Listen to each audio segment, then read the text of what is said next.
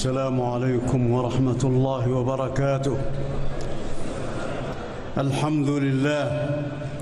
যাবতীয় প্রশংসা কেবলই মহান আল্লাহর জন্য, যিনি সকল কিছুর অধিপতি, পূত পবিত্র এবং সকল শান্তির উৎস। তিনি মুসলমানদের উপর তার পবিত্র ঘরের হজ পালনকে ফরজ করেছেন এবং এটিকে ইসলাম ধর্মের অন্যতম মূল স্তম্ভ হিসেবে নির্ধারণ করেছেন। আমি সাক্ষ্য দিচ্ছি যে এক আল্লাহ ছাড়া ইবাদতের যোগ্য আর কোনো উপাস্য নেই। তিনি সর্বময় ক্ষমতার অধিকারী এবং সব বিষয়ে সর্বজ্ঞানী। আমি আরও সাক্ষ্য দিচ্ছি যে আমাদের নবী ও নেতা হজরত মুহাম্মদ সাল্লাল্লাহু আলাইহি ওয়াসাল্লাম তার প্রেরিত বান্দা ও রাসূল এবং সমগ্র সৃষ্টির মধ্যে সর্বশ্রেষ্ঠ। নবীজি, তার পরিবার পরিজন, সাহাবায়ে কেরাম এবং তার আদর্শের সকল অনুসারীর উপর আল্লাহর সর্বোত্তম রহমত ও পরিপূর্ণ শান্তি বর্ষিত হোক। হে মানব মণ্ডলী, আপনারা আল্লাহকে ভয় করুন, কারণ আল্লাহর ভয় বা তাকওয়ার মাধ্যমেই আখিরাতে মানুষের মুক্তি নিহিত। পবিত্র কোরআনের সূরা হজের শুরুতে আল্লাহ তাআলা বলেছেন, হে মানুষ, তোমাদের রবের তাকওয়া অবলম্বন করো, নিশ্চয়ই কিয়ামতের প্রকম্পন এক ভয়ানক ব্যাপার। যেদিন তোমরা তা দেখবে, সেদিন প্রত্যেক স্তন্যদাত্রী মা তার স্তন্যদানকারী শিশুকে ভুলে যাবে এবং প্রত্যেক গর্ভবতী তার গর্ভপাত করে ফেলবে। মানুষকে তুমি দেখবে মাতাল সদৃশ, যদিও তারা নেশাগ্রস্ত নয়। বস্তুত আল্লাহর শাস্তি বড়ই কঠিন। তাকওয়ার অন্যতম দাবি হলো নেক আমল এবং পাপ বর্জনের মাধ্যমে কিয়ামতের দিনের জন্য প্রস্তুতি গ্রহণ করা। আল্লাহ তাআলা বলেন, এসব এ কারণেই যে আল্লাহই সত্য এবং তিনি মৃতকে জীবিত করেন এবং তিনি সব কিছুর উপর ক্ষমতাবান। আর কিয়ামত অবশ্যই আসবে, এতে কোনো সন্দেহ নেই। আর কবরে যারা আছে, আল্লাহ তাদের পুনরুত্থিত করবেন। আখিরাতের জন্য সবচেয়ে বড় প্রস্তুতি হলো তাওহীদ বা একত্ববাদ প্রতিষ্ঠা করা এবং একমাত্র আল্লাহর ইবাদত করা, আর আল্লাহ ছাড়া অন্য কারো কাছে প্রার্থনা না করা।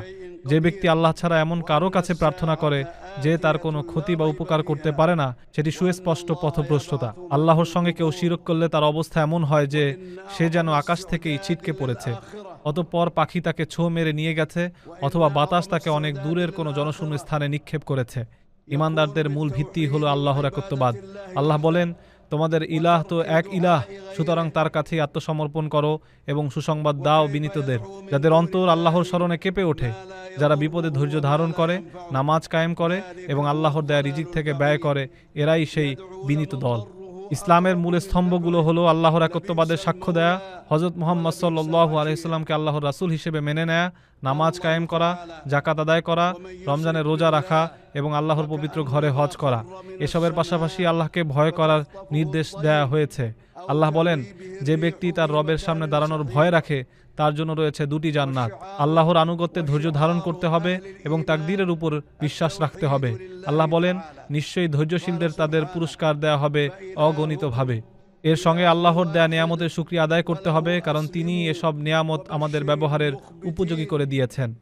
মহান আল্লাহর সৃষ্টির কিছু শাশ্বত নিয়ম রয়েছে, যা বিশ্বাস করা এবং এর থেকে শিক্ষা নেয়া প্রত্যেক বান্দার কর্তব্য। আল্লাহ তাআলা ঈমানদারদের রক্ষা করেন এবং কোনো অকৃতজ্ঞ বিশ্বাসঘাতককে তিনি পছন্দ করেন না। আল্লাহ তার সাহায্যকারীদের অবশ্যই সাহায্য করেন, কারণ তিনি সর্বশক্তিমান ও পরাক্রমশালী। ইতিহাসে এমন অনেক জালিম জনপদের কথা বলা আছে, যাদের আল্লাহ ধ্বংস করেছেন এবং তাদের বাড়ি ঘর, প্রাসাদ ও কুয়াগুলো বিরান পড়ে আছে। জালিমদের ছাড় দেয়া হলেও শেষ পর্যন্ত তাদের আল্লাহর কাছেই ফিরে যেতে হবে। মহান আল্লাহ তার বন্ধু হযরত ইব্রাহিম আলাইহিস সালামকে মানুষের মধ্যে হজের ঘোষণা দেওয়ার নির্দেশ দিয়েছিলেন। আল্লাহ বলেন, মানুষের মধ্যে হজের ঘোষণা দাও, তারা তোমার কাছে আসবে পায়ে হেঁটে এবং সব ধরনের কৃষকায় উটে চড়ে বহুদূর থেকে, যাতে তারা নিজেদের কল্যাণের স্থানগুলোতে উপস্থিত হতে পারে এবং নির্দিষ্ট দিনগুলোতে আল্লাহর দেয়া চতুষ্পদ জন্তুগুলো জবাই করার সময় তার নাম স্মরণ করতে পারে। দূর দূরান্ত থেকে হাজিরা এখানে সমবেত হয়েছেন কেবল আল্লাহর সন্তুষ্টি অর্জন ও সওয়াবের আশায়। তারা এই পবিত্র ঘর এবং পবিত্র স্থানগুলোর সম্মান রক্ষার্থে এখানে এসেছেন। আল্লাহ বলেন, পবিত্র মসজিদ যা আমি নির্ধারণ করেছি সকল মানুষের জন্য, হোক সে স্থানীয় বা বহিরাগত, যে ব্যক্তি সেখানে জুলুমের মাধ্যমে সীমালঙ্ঘন করতে চায়, আমি তাকে যন্ত্রণাদায়ক শাস্তির স্বাদ আস্বাদন করাবো। তাই ইবাদতের জন্য আল্লাহর ঘরকে সব ধরনের শিরিক ও অনাচার থেকে পবিত্র রাখতে হবে, শুধুমাত্র তাওয়াফকারী, রুকু ও সিজদাকারীর জন্য।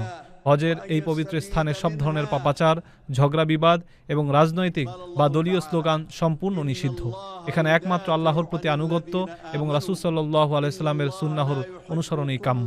যে ব্যক্তি আল্লাহর নিদর্শনসমূহকে সম্মান করে, তা তার অন্তরের তাকওয়ারই বহিঃপ্রকাশ। হজের এই বিশাল সমাবেশে মুসলমানদের পারস্পরিক সম্প্রীতি, ভালোবাসা, সহযোগিতা এবং সহমর্মিতা ফুটে ওঠে। ভাষা, বর্ণ ও দেশের ভিন্নতা সত্ত্বেও এখানে সবাই এক তালে ইবাদত করেন। হাজিদের উচিত গরিব দুঃখীদের খাবার দেয়া এবং কথা ও কাজে উত্তম আচরণ করা। আল্লাহ বলেছেন, তোমরা মিথ্যা কথা থেকে বেঁচে থাকো। আরাফাতের এই ময়দান অত্যন্ত মর্যাদাপূর্ণ। এখানেই আল্লাহ তাআলা তার ফেরেশতাদের সামনে আপনাদের নিয়ে গর্ব করেন। এই দিনেই আল্লাহ নাজিল করেছিলেন, আজ আমি তোমাদের জন্য তোমাদের দ্বীনকে পূর্ণাঙ্গ করে দিলাম, তোমাদের উপর আমার নেয়ামত সম্পূর্ণ করলাম এবং ইসলামকে তোমাদের দ্বীন হিসেবে মনোনীত করলাম। তাই আপনারা নবী সাল্লাল্লাহু আলাইহি ওয়াসাল্লামের আদর্শ অনুসরণ করুন। তিনি জোহর ও আসরের নামাজ একত্রে কসর করে আদায় করেছিলেন। এরপর সূর্যাস্ত পর্যন্ত আল্লাহর জিকিরে মগ্ন ছিলেন। সূর্য ডোবার পর তিনি মুজদালিফায় গিয়েছিলেন এবং সেখানে আল্লাহর জিকির করেছেন। এরপর ঈদের দিন মিনায় গিয়ে জামরায় পাথর নিক্ষেপ করেছেন, কুরবানি করেছেন এবং মাথা মুন্ডন করে তাওয়াফ করেছেন। মহান আল্লাহ আপনাদের মনোনীত করেছেন এবং ধর্মে কোনো কঠোরতা রাখেননি। তিনি আপনাদের মুসলিম নামকরণ করেছেন। তাই আপনারা নামাজ কায়েম করুন, জাকাত দিন এবং আল্লাহকে দৃঢ়ভাবে আঁকড়ে ধরুন। তিনি আপনাদের উত্তম অভিভাবক এবং শ্রেষ্ঠ সাহায্যকারী। আল্লাহর কাছে বেশি বেশি দোয়া করুন, বিশেষ করে হজের এই স্থানগুলোতে, কারণ এখানে দোয়া কবুলের সম্ভাবনা অনেক বেশি। আরাফাতের দিনের দোয়া সবচেয়ে উত্তম। নবীজি সাল্লাল্লাহু আলাইহি সাল্লাম বলেছেন, আমি এবং আমার পূর্ববর্তী নবীদের শ্রেষ্ঠ দোয়া হলো লা ইলাহা ইল্লাল্লাহু ওয়াহদাহু লা শারীকা লাহু লাহুল মুলকু ওয়া লাহুল হামদু ওয়া হুয়া আলা কুল্লি শাইইন কদির। হে আল্লাহ, আপনি হাজীদের দোয়া ও ইবাদত কবুল করুন, তাদের কাজগুলো সহজ করে দিন, পাপ ক্ষমা করুন এবং তাদের নিরাপদে ও সফলতার সঙ্গে নিজ দেশে ফিরে যাওয়ার তৌফিক দিন। হে আল্লাহ, আপনি মুসলমানদের অবস্থাকে উন্নত করুন এবং তাদের সত্যের উপর ঐক্যবদ্ধ করুন। হে আল্লাহ, আপনি পবিত্র দুই মসজিদের খাদেম বাদশাহ সালমান বিন আব্দুল আজিজ এবং যুবরাজ মোহাম্মদ বিন সালমানকে আপনার পথে কাজ করার তৌফিক দান করুন। তারা আপনার বান্দাদের জন্য যে সেবা ও সুবিধা প্রদান করছেন তার উত্তম প্রতিদান তাদের দিন। হে আল্লাহ, আপনি আমাদের দুনিয়া ও আখিরাতের কল্যাণ দান করুন এবং জাহান্নামের আগুন থেকে রক্ষা করুন। নিশ্চয়ই আপনি দ্রুত হিসাব গ্রহণকারী। وعلى آله وصحبه وسلم تسليما كثيرا.